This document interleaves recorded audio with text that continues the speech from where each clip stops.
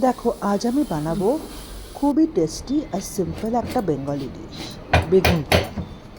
প্রথমে একটা বড় বেগুন মাঝখান থেকে অর্ধেকটা কেটে নিলাম।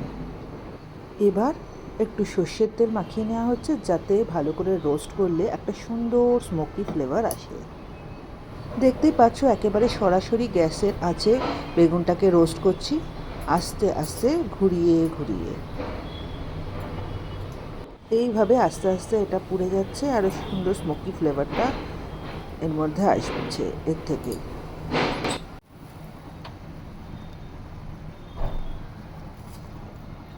বেগুনটা ভালো করে পুড়ে গেলে এটাকে একটা প্লেটের মধ্যে নামিয়ে নিলাম। একটু ঠান্ডা হওয়া দরকার, ঠান্ডা হলে খোসাটা ছাড়াতে সহজ হয়ে যাবে। ওই ওপরে যে কালো ব্যাপারটা হয়েছে না, ওটাকে ছাড়িয়ে নিতে হবে। এটা প্রায় হয়ে গেছে, এবারে এটাকে নিয়ে নিচ্ছি।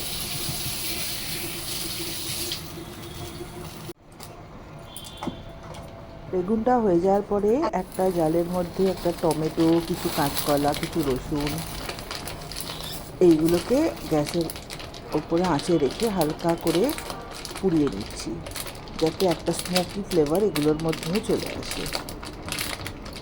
এরপরে একটু পেঁয়াজও দিয়ে দিলাম, পেঁয়াজটাও একটু হালকা পোড়া থাক, দেখা যাক কেমন হয়।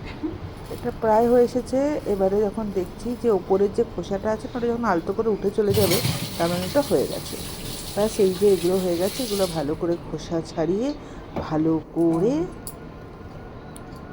যদি মেখে নেওয়া হলো, তারপরেই ব্যাস রেডি আমার প্রিয় বেগুন পোড়া। আর হ্যাঁ, একটু ধনেপাতা কুচি ওপরে দিতে ভুলো না যেন।